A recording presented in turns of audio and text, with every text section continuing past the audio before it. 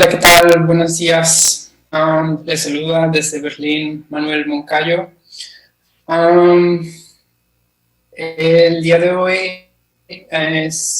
voy a comenzar a hablarles sobre el valor de la creatividad.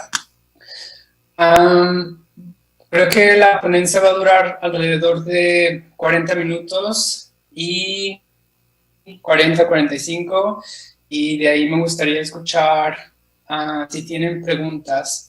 La información es un poco pesada, por lo que me voy a ir un poco lento y, y tengo un poco de gráficas para ilustrar también el contenido, así que tal vez lo puedan digerir mejor. Es mañana en México, así que también me imagino que apenas van despertando algunos, pero creo que nos la llevaremos ligera. Bueno, la ponencia está dedicada a entender de qué manera el trabajo de un artista ha creado un puente entre el futuro y el presente en la sociedad. Y también de cómo el diseñador en la actualidad es responsable de no solo crear un puente al futuro, sino también de darle una dirección. No daré pautas sobre qué vendrá en el futuro, sino un poco de trasfondo que nos ayude a entender de qué manera la innovación o los medios han transformado al hombre desde la prehistoria hasta la actualidad. ¿A qué me refiero con medios? A cualquier proceso que lleva con él un mensaje, desde una herramienta, el alfabeto, un producto de diseño, una obra de arte, una colección de moda, los medios de comunicación, etc.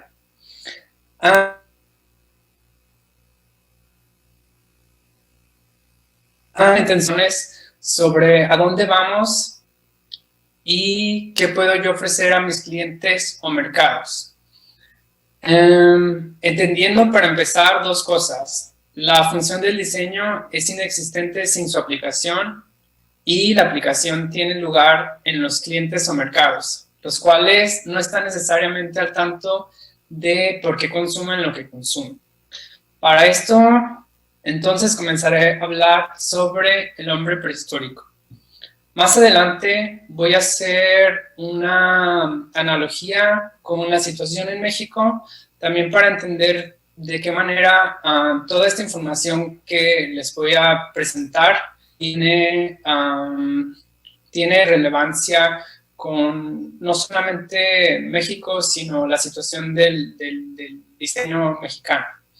Voy a comenzar con la presentación. Así que voy a...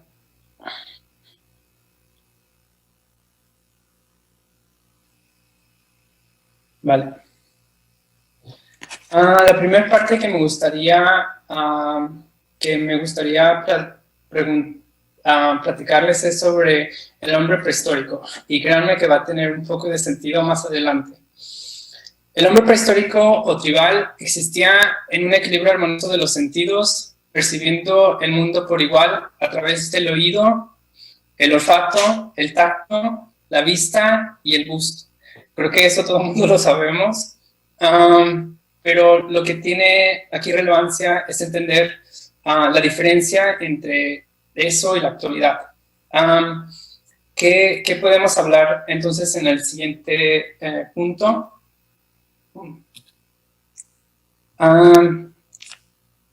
La innovación o los medios. Las innovaciones tecnológicas son extensiones de las habilidades y los sentidos humanos. Estos alteran el equilibrio sensorial, una alteración que modifica a la sociedad que creó la tecnología. Los medios son extensiones del hombre, que provocan cambios profundos y duraderos en él, y transforman su entorno. Todos los medios en sí mismos, e independientemente de los mensajes que comunican, influencia relevante sobre el hombre y la sociedad. En este ejemplo es simplemente entender que cualquier herramienta que nosotros hayamos elaborado, que se extienda más allá de nuestra persona, le vamos a llamar medios o innovación. también podríamos llamarle un producto de diseño. Aquí probablemente algunos habrán visto una película de Stanley Kubrick que se llama A Space Odyssey, y tal vez por ahí va la cuestión. El hecho de entender que nosotros podemos manipular el medio nos ha dado oportunidades de evolucionar. Y de esta manera, esta evolución ha transformado la manera en la que no solamente el hombre existe, sino hemos construido una sociedad a partir de esto. Bueno, esto nos lleva a la sociedad actual. Les pongo aquí un ejemplo un poco gracioso, pero tiene toda la relevancia del mundo. Aquí es importante entender que el hombre debe tomar conciencia de lo que está sucediendo, y el hecho de que no lo haya analizado durante la era electrónica, la actualidad, es lo que ha causado que esta sea la era de la ansiedad y en paralelo la era terapéutica. ¿Esto qué quiere decir? Quiere decir que la mayor parte de las personas no entienden lo que está pasando, y en el momento en el que estamos viviendo se define de esta manera: la era de la ansiedad y, en su contraparte, la era terapéutica, porque estamos buscando una respuesta a esa ansiedad que sentimos. Vivimos en la primera época en la que el cambio se produce con la suficiente rapidez como para que la sociedad en general reconozca este patrón. Esto estamos hablando de, por ejemplo, el acceso, como el día de hoy, el Internet, y el hecho de que todas las personas tienen más acceso a la información que nunca.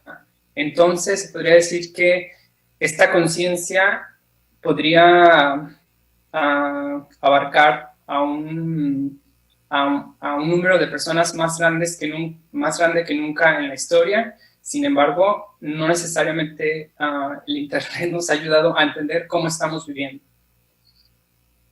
Hasta la época actual, esta conciencia siempre se había reflejado primero por el artista, porque el artista ha tenido el coraje para leer el lenguaje del mundo exterior y relacionarlo con el mundo interior. La mayoría de las personas todavía ignoran lo que los medios de comunicación y consumo les hacen. Esto es importante, ya que sin darse cuenta, debido a sus efectos generalizados, el medio en sí es el mensaje y no el contenido. O sea, que como las personas no entienden bien lo que les está pasando o lo que están viviendo, el hecho de recibir constantemente por medio de los medios de comunicación y por los medios de consumo ofertas, siguen ellos consumiendo sin entender si necesitan o no lo que están consumiendo. Y también es importante aquí hablar un poco sobre cuál es el trabajo del artista o el diseñador en esta sociedad actual. Bueno, pasamos a la siguiente diapositiva. La inspiración creativa del artista o diseñador es el proceso de olfatear subliminalmente el cambio ambiental. El artista ha sido quien percibe las alteraciones en el hombre provocadas por un nuevo medio. Reconoce que el futuro es el presente y utiliza su obra para preparar el terreno para él. La capacidad de percibir las extensiones del hombre inducidas por los medios, que alguna vez fue competencia del artista, ahora se está expandiendo a medida que el nuevo entorno de información electrónica hace posible un nuevo grado de percepción y conciencia crítica por parte de los no artistas. A esto estamos hablando del público en general. La gente está empezando a comprender la naturaleza de la tecnología, pero todavía no lo suficiente y no lo suficientemente bien. Voy a parar aquí.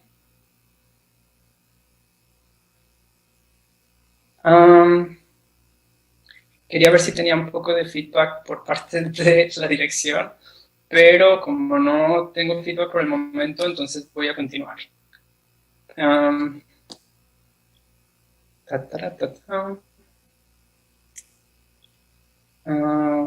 Vuelvo a la presentación.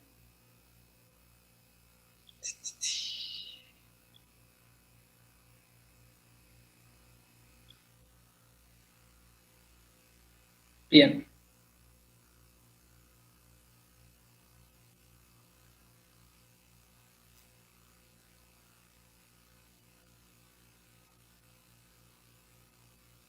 Este punto es importante simplemente por el hecho de entender la naturaleza de nuestro trabajo y por el hecho de entender la naturaleza de nuestro trabajo en la sociedad.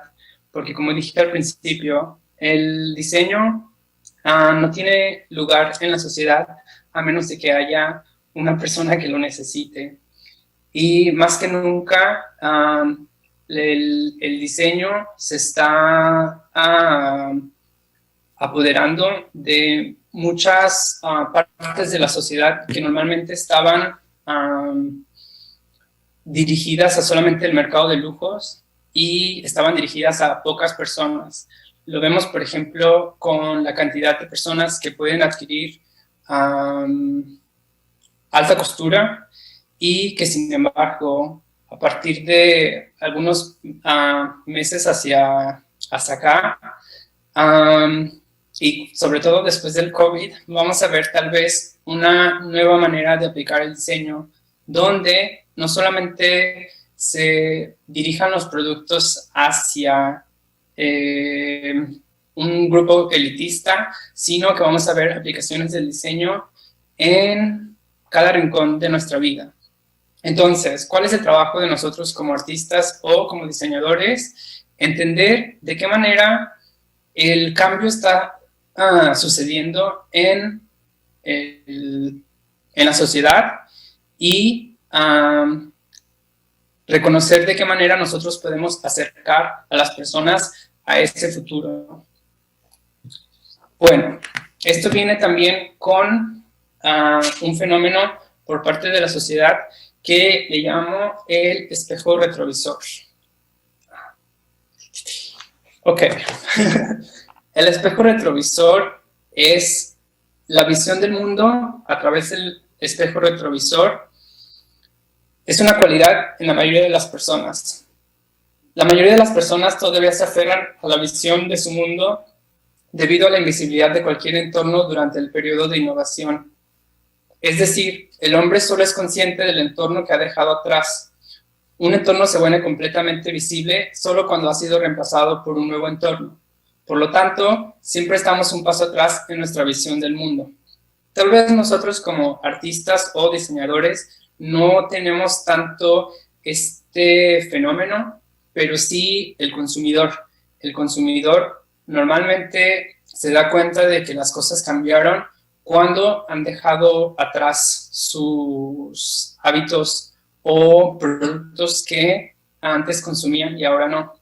Entonces, cuando estamos hablando de nuestra tarea como diseñadores o artistas, es importante entender esto, es importante entender que las personas normalmente están aferradas a ciertos valores y que no se dan cuenta de que la sociedad tal vez en donde viven ha cambiado y no se van a dar cuenta hasta que ya sea cuestión del pasado.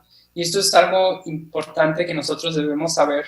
Por ejemplo, como diseñadores, nosotros estamos siempre conscientes de lo que está pasando cada 6 meses en París, cada 6 meses en Londres. Vemos lo último en diseño automotriz, lo último en diseño, etcétera. Sin embargo, una persona normal, que podría ser nuestro cliente, tal vez no tenga idea de lo que haya pasado en los últimos 10 años, y aunque lo compra en una tienda como Zara, no tiene la misma capacidad de captar de qué manera todo se está moviendo. Esto es, por ejemplo, muy relevante cuando hablamos de una empresa como Apple, que Apple llegó, creo que muchos de nosotros sabemos este ejemplo, pero sin embargo lo voy a repetir. el hecho de que Apple llegó primero al iPad y cuando llegaron al diseño del iPad se dieron cuenta de que si lo ponían al mercado nadie lo iba a comprar. ¿Por qué? Porque la tecnología no estaba lista y porque los clientes no estaban listos para recibirlo. Entonces, ¿qué hicieron? Fueron educándonos paso a paso para que nosotros aprendiéramos a usar la tecnología y para que cuando el iPad se pusiera al mercado, todos nos volviéramos locos. ¿Qué hicieron? Empezaron primero por educar cómo usar nuestro dedo índice y hicieron el iPod Shuffle, que es la versión más simplificada de un iPad.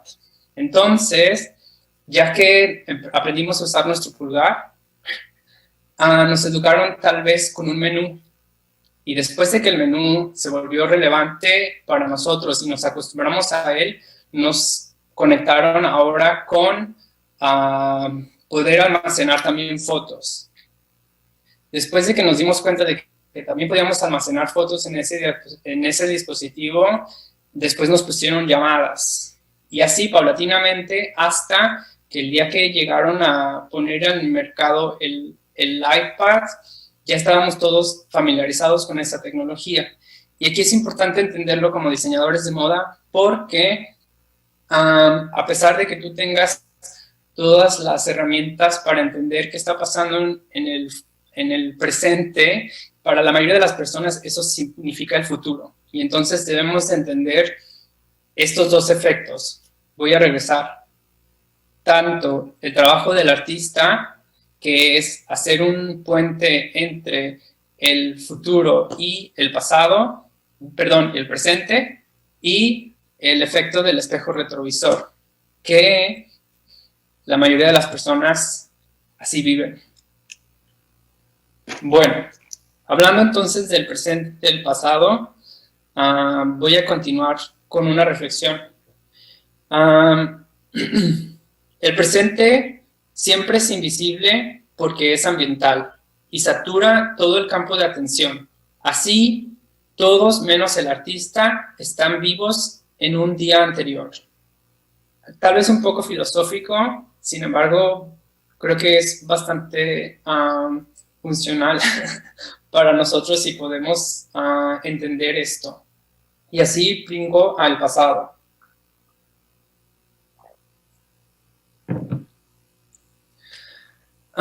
Los nuevos medios amplían drásticamente nuestros sentidos y nos adormecen. Es decir, pasamos de lo familiar a lo desconocido y a su vez lo desconocido se convierte en familiar. Es lo que hablaba hace poquito con el ejemplo del iPad. Nunca habíamos visto un iPod, sin embargo, cada vez que salía la nueva versión, ya nos habíamos familiarizado tanto con él que eso que alguna vez fue desconocido se convierte en familiar. Y esto es importante entenderlo. En medio de la era del movimiento instantáneo de información, todavía creemos que estamos viviendo en la era mecánica. La era mecánica es la parte industrial, la parte de la industrialización. Y entonces la gente, por el momento, todavía se ven como partes de este proceso de industrialización, aunque haya pasado antes, hace 100 años. Entonces, es importante aquí ver de qué manera cada vez el presente ha mirado al pasado. Por ejemplo, en el apogeo de la era mecánica, el hombre volvió a los siglos anteriores en búsqueda de valores religiosos. En el Renacimiento y en la Edad Media estuvieron orientados hacia Roma. Roma se orientó hacia Grecia y los griegos se orientaron hacia los primitivos prehoméricos. Esto es relevante también para entender un poco sobre los efectos que tuvo la colonización en México y de qué manera tal vez superarlos a través de la creatividad. Voy a parar aquí para ver si tengo un poco de feedback.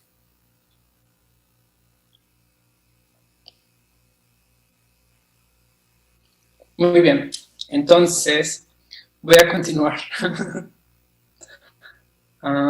Share screen.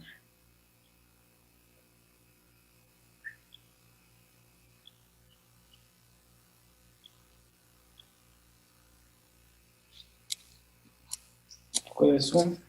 Bien. Pasamos entonces a la colonización. Aquí es importante entender que no estoy hablando de la colonización en México, pero de la colonización en general. Y esto hace un poco de diferencia, o esto hace un poco de conexión, perdón, entre lo que les hablaba hace poco sobre el hombre prehistórico y la sociedad actual. Entonces, la colonización va a ser esta manera de puente y vamos a entender de qué manera este puente ha creado estrategias sociales que siguen hasta el punto vigentes. Bueno, la colonización. El hombre tribal, a diferencia del hombre occidental, no se diferenciaba por sus talentos especializados o sus características visibles, sino por sus mezclas emocionales únicas. Les recomiendo, si pueden, en este tema, vean una película brasileña que se llama La muerte y los otros. Creo que ese es el título en español, si no, lo voy a investigar y se los mandaré. Pero creo que es importante entender un poco sobre este aspecto, el aspecto tribal. Y créanme, tiene relevancia con la actualidad. Bueno, ¿a qué me refiero con esto? A que normalmente, desde que existe la educación especializada y académica en Europa, que ellos vinieron a traer al resto del mundo cuando colonizaron, la manera en la que el conocimiento se midió en sociedad cambia, porque las tribus hablaban sobre emociones y de esa manera clasificaban a sus miembros, no por la manera especializada que en la actualidad nosotros medimos nuestro estatus en la sociedad.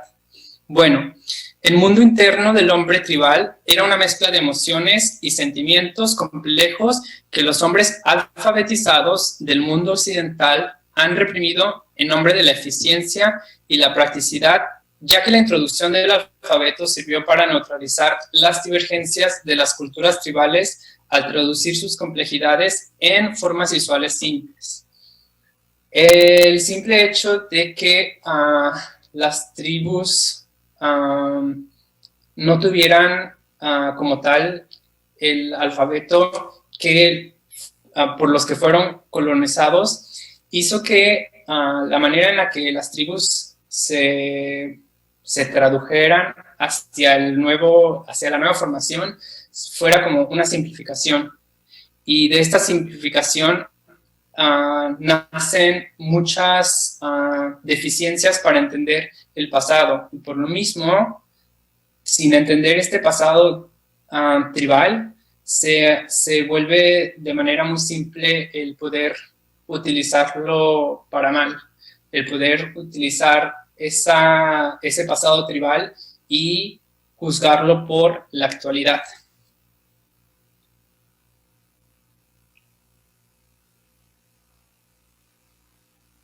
El desapego engendrado por la alfabetización desinvolucra y destribaliza al hombre. Se separa de la tribu al hombre como un individuo que comparte actitudes, hábitos y derechos estandarizados con otros individuos, creando la nueva civilización. Es decir, las tribus normalmente no tienen, en las tribus normalmente no tiene lugar el individuo. Y en la civilización actual todo es individualismo. Entonces, de esta manera se crea un conjunto de individuos que comparten actitudes, hábitos y derechos, y estos derechos están estandarizados en la nueva civilización. Se le da ventaja al individuo civilizado sobre el hombre tribal analfabeto para detener el pluralismo cultural. Es decir, cada vez que una sociedad ha integrado otras sociedades que ha conquistado, el individuo que se logra integrar a la nueva cultura tiene más privilegio sobre el individuo que no se logra integrar. ¿Y qué pasa con esto? El pluralismo cultural se borra o se menosprecia. La singularidad y la discontinuidad hacen que el africano, el latinoamericano, el asiático sea una presa fácil para el colonialista europeo, como lo fue el bárbaro para los griegos y los romanos. Entonces, al quitar este pluralismo cultural, estamos nosotros haciendo de las tribus una presa fácil para nosotros poder manipularlos. De esta manera, las culturas alfabéticas han logrado dominar en la organización social y psíquica. En otras palabras, el conocimiento aplicado ha sido el secreto de la supremacía del hombre occidental sobre el resto de los hombres, así como sobre su entorno. Estamos entonces ahora involucrando todos los aspectos que hemos visto hasta el momento, desde el hombre prehistórico o tribal, la sociedad actual y también entendiendo un poco sobre la colonización. Voy a parar aquí un momento la presentación.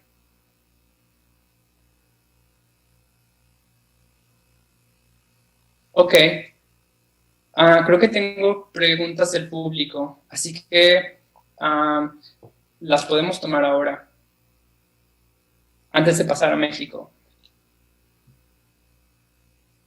Sí. De acuerdo. Te voy a hacer una pregunta que nos está haciendo el público. Desde tu perspectiva, ¿cuál es el futuro de los diseñadores de moda? Desde mi perspectiva, el futuro de los diseñadores de moda. Creo que el futuro de los diseñadores de moda va a depender de cada sociedad de la que estemos hablando. Tal vez podría hablar un poco del futuro de los diseñadores de moda en México, porque eso es lo que voy a hablar adelante. Pero es importante tal vez entender que yo veo el futuro, el diseño, como una aplicación que se tiene en una sociedad. Entonces, creo que en el futuro van a pasar varias cosas. Primero, post-COVID,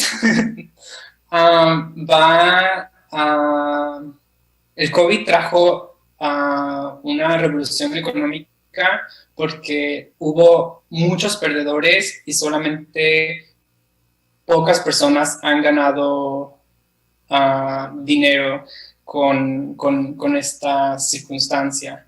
Entonces, creo que la aplicación del diseño en general, no solamente del diseño de modas, va a intentar diversificar sus aplicaciones, no solamente al mercado de lujos como estamos acostumbrados, sino también a las personas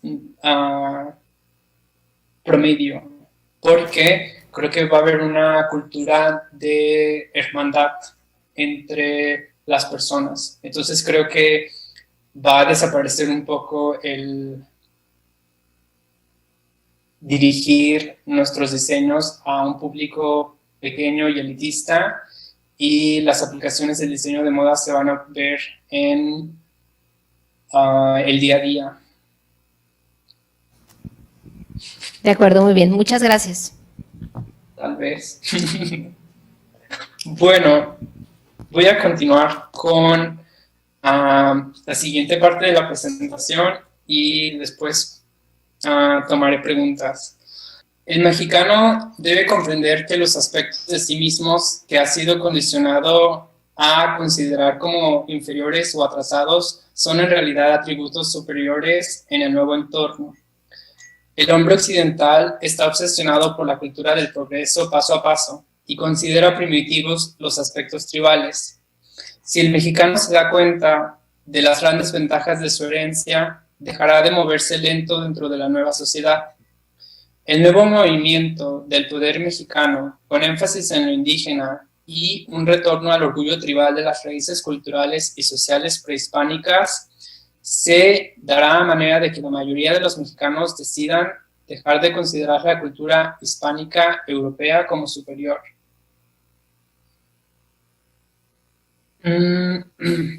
Actualmente las instituciones políticas y económicas predominantes se movilizan para excluir y oprimir a la clase indígena y estas instituciones políticas o económicas las podríamos calificar como culturas se podrían clasificar como escasas visualmente. ¿Por qué? Porque están siguiendo un patrón europeo que se les fue instituido, y aquí viene la importancia como de toda la información que les había platicado. Ellos ven estas ideas que vienen del extranjero, las ven de manera aferrada, y a pesar de que sean ideas anticuadas, y las habilidades y estilos de vida que ven como frescos, perdón, perdí el hilo. Ok, perdón. Su escasa cultura visual los hace aferrarse a ideas anticuadas y a las habilidades y estilos de vida que ven como frescos y como símbolos de estatus de logro. ¿Qué quiere decir esto? Lo que ven ellos como europeo, lo que vemos como estatus, tal vez es nuestra obligación como diseñadores reconsiderarlo y darle la vuelta. Ponernos tal vez nosotros como ese símbolo de estatus y de logro.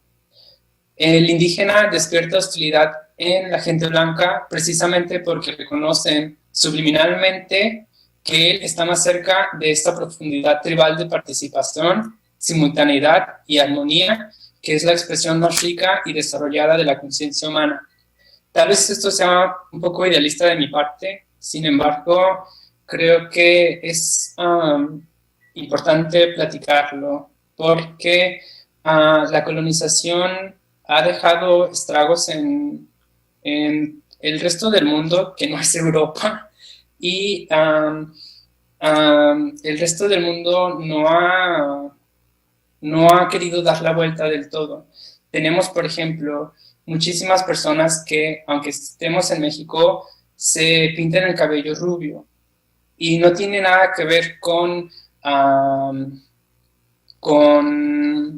tal vez con tomar orgullo de quiénes son, sino que por mucho tiempo, tal vez 300 años, 400 años en algunos lugares, nos dijeron que el cabello rubio era un símbolo de estatus y de logro. Y entonces México y Latinoamérica son uno de los principales, son uno de los principales lugares donde se distribuyen tintes para el cabello.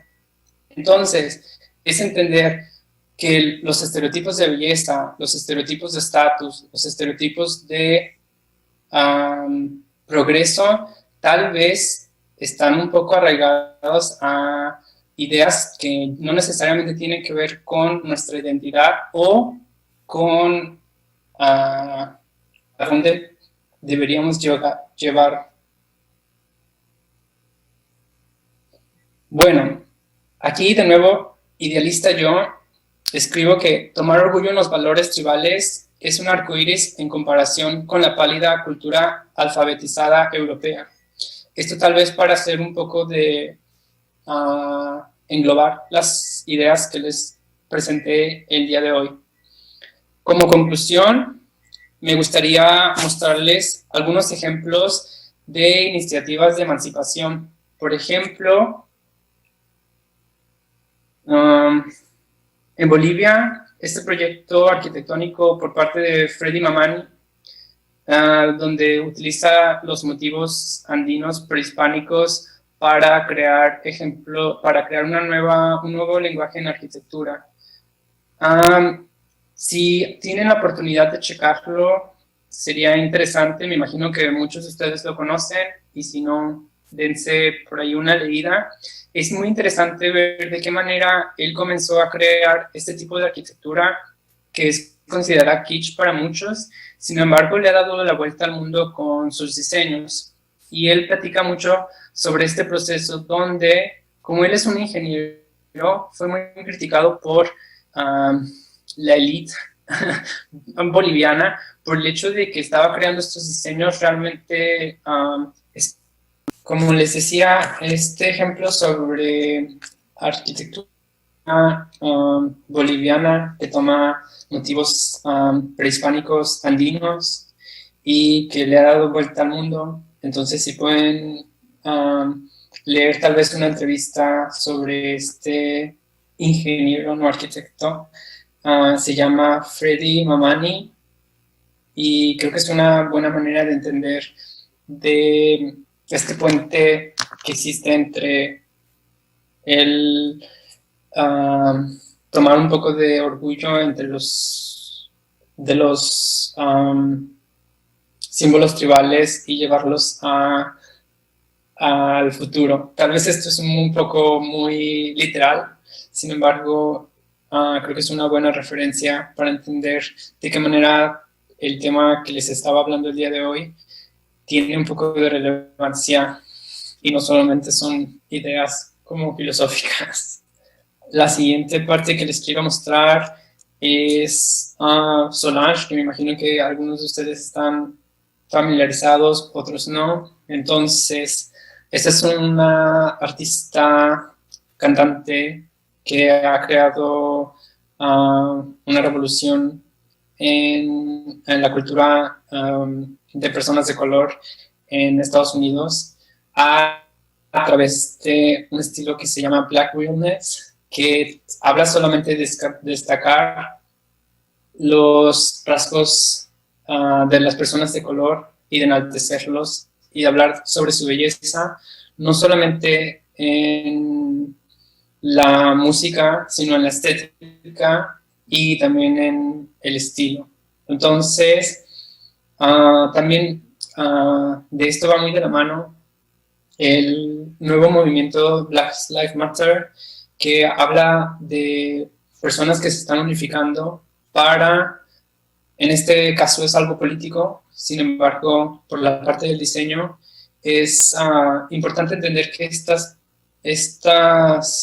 estos movimientos donde las minorías están tomando de nuevo el micrófono y están teniendo una voz que no se tenía antes. Y creo que en México es de suma importancia, a pesar de que nosotros tendemos a ver hacia Francia, hacia China como el nuevo mercado, entender la relevancia que nuestra identidad tiene y de qué manera nosotros podemos jugar con eso.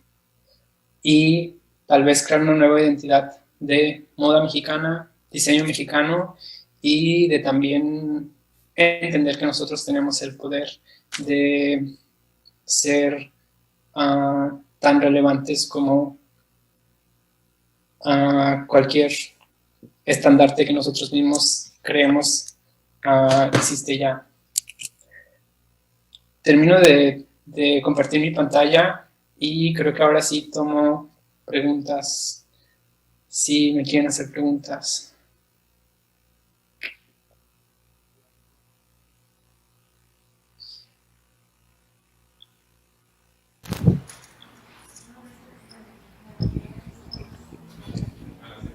¿Me escuchas? Sí. Hola Manuel, tenemos una pregunta. ¿Qué tan necesario crees que sea el cambio, por ejemplo, si todo parece unas de cada 6 meses? ¿Hola? Sí. Si nos preguntan en el público, ¿qué tan necesario crees que sea el cambio, por ejemplo, de cada 6 meses? Si todo parece una secuencia que se va repitiendo en tendencias. ¿Te parece que se está haciendo bien y que refleja la sociedad real? Estamos hablando de presentar colecciones de moda cada 6 meses. Creo que, por ejemplo, sería importante en México entender que las estaciones ni siquiera tienen tanta relevancia como en el clima y que tal vez usamos ropa de invierno por 1 o 2 meses, pero en realidad creo que va por ahí, si esa es la pregunta. Para mí sería importante entender que, por ejemplo, el calendario de la moda que nosotros seguimos, que tiene que ver con las diferentes capitales de la moda y de qué manera se están organizando para todos estar presentes en el momento en el que lo presentan. Tal vez nosotros entender que podríamos crear nuestro propio calendario y que también podríamos crear nuestra propia plataforma y forma de presentar nuestros productos, que tal vez no sea necesario hacerlo cada 6 meses. También podríamos entender un poco sobre los procesos de producción que tenemos en México y de qué manera podemos crear algo nuevo con eso, ¿no? No sé si esa sea la pregunta, la respuesta a la pregunta. Sí, muchas gracias. También tenemos otra pregunta. Nos dicen en el público como qué recomendación o qué consejos les puedes dar a los estudiantes de diseño de moda o bien a todas las personas que quieren estudiar diseño de moda. ¿Qué consejo les puedo dar? Confíen en el poder que tienen como individuos y hagan un examen general de la situación artística, de la situación económica, de la situación que están viviendo y tal vez hagan diseños primero para ustedes, para sus amigos y vean de qué manera estos diseños son funcionales y tal vez eso es en la parte del diseño y tal vez en la parte como de industria, acérquense a los productores de textiles en México y entender de qué manera ustedes pueden colaborar en los procesos que ya existen y tal vez participar en ellos para modificarlos y crear una nueva identidad de la industria de moda mexicana. Creo que es importante dejar de ver tal vez lo que está pasando en el resto del mundo y concentrarnos en los atributos que tenemos. Por ejemplo, Jalisco, donde Edith está basado, es uno de los principales lugares donde se producen textiles y donde se produce piel y donde se produce calzado también en la zona. Entonces, más que tal vez soñar con tener una marca o trabajar por una marca francesa, estaría bueno entender qué está a nuestro alrededor y de qué manera puedo yo contribuir a eso, y va por ahí.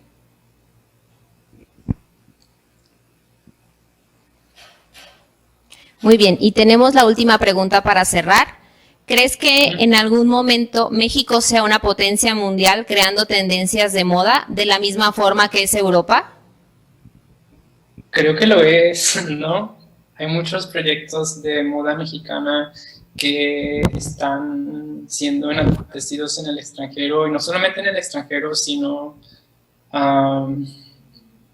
por ejemplo, yo vivo en Europa y en Europa la gente, los artistas, las personas cool mueren por ir a México y pasar ahí un tiempo para entender qué es este nuevo hip mexicano del que todo el mundo está hablando, porque México está teniendo, al menos en Europa, un nuevo sentir. Todo el mundo cree que México es increíble, que es diseño, que es arte, y lo es. Yo creo que el hecho de preguntarnos nosotros mismos si algún día lo seremos es más como entender que lo somos y tal vez tomar un poco de orgullo en lo que hacemos nosotros mismos y presentarnos con la confianza que nos presentaríamos